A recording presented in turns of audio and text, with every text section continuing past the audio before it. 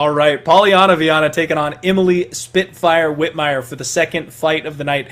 I've actually got a play on this one too. So I'm going to be straight up front with everybody. I respect every single fighter, man, woman that comes into the octagon. I love what they do, the amount of work that they put in. I've done some Muay Thai. I've done some boxing. I'm a blue belt in Brazilian Jiu-Jitsu. And let me tell you, I could not be a fighter. The amount of mental durability and dedication and toughness that it takes, it's unreal what these people do just to get to this point. So again, no disrespect. Polyana Viana is my favorite fade in the UFC. I'm successful in betting her back-to-back 3 times in a row on this skid that she's been on. I simply don't think that she's UFC caliber, James.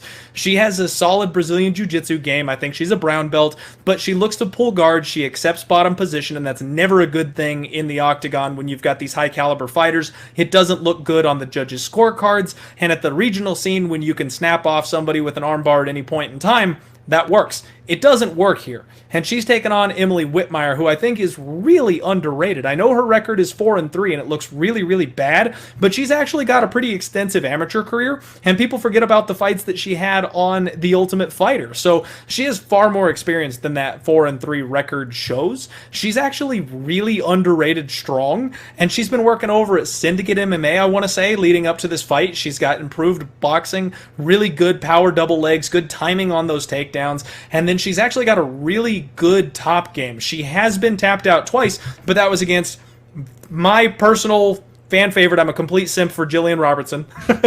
And then Amanda Ribas. So, I mean, 2 of the most offensive submission fighters we've got in the division right now happen to catch her. That's like being knocked out by Francis Ngannou. You get a pass. So I think that she's going to be able to take Viana down. I think she's going to be able to survive on top of her, and I think she's going to be able to grind her out here. So I took Emily Spitfire Whitmire. I got her to pick 'em price. Actually, I think I got her as a slight dog at even money plus 100, and that's a 2-unit play for me just because I've got to ride this train of going against Polyana Viana until it pulls into the station. What do you have here?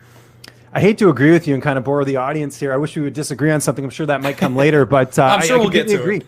Well, you're absolutely right. I did have a chance to speak to Emily over at Low Kick MMA, so really good insight into her camp. And you're right, she's at Syndicate. She switched camps.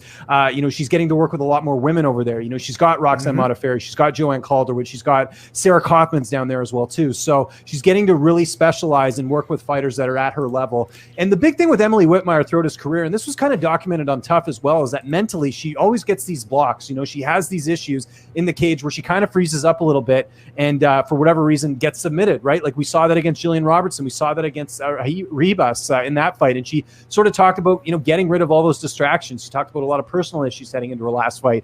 And like you mentioned, not a bad loss to have against Ribas, but in general, I think she's someone that, the potential's there. It's a matter of her putting it together. So interesting enough, she actually was going to go train at Elevation Fight Team for this camp. A lot of women have moved down there now. Montana De La Rosa is one of them. Shauna Dobson, like you referenced earlier.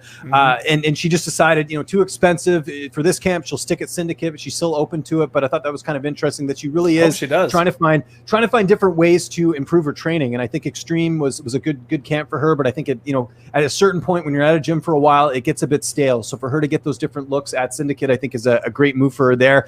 The other thing as well is that we didn't even talk about is this fight was actually postponed. This was supposed to happen, if you remember, back in March, but Whitmire had a really bad weight cut, and a lot of people, I'm sure, thinking, oh, she's not training, she was undisciplined on her weight cut. She was really sick. She actually ended up in the hospital leading into that fight, a really serious illness. It was something to do with just being sort of catching an infection. So she's she in all likelihood said she should have pulled out of that fight. What happened was she tried to cut weight, and because of the fact that she was battling this sickness, the pounds weren't coming off because her body's already trying to fight off this disease. And everything else. And so for her to, try and persevere through that, I think shows a lot in what she was able to do. But not just that, it's also the fact that, that could have been a really seriously a bad fight for her. So she says she's healthy now. She says she's ready to go. New camp. I like Whitmire here. Don't be surprised if she's able to submit Viana as well, just with the fact that her ground game is very underrated. And I think, I think Viana also has a ground game, but I think Whitmire's a little bit better. And look, if you're Viana and you got one path of victory, and that is to submit you, I mean, I guess she could win a decision as well. I think it could end up backfiring her on fighting Emily Whitmire. So, don't be surprised if Whitmire gets a submission here. I think she's going to look her best in this fight. And I'm with you. I think she wins this fight, and I think you can get her at some good price right now, like you mentioned.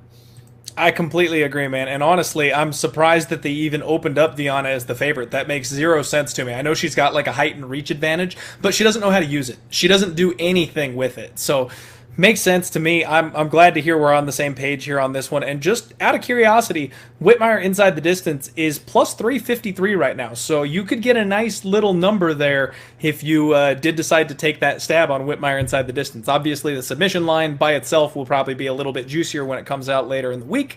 But I don't hate that look. I honestly do not hate that spot.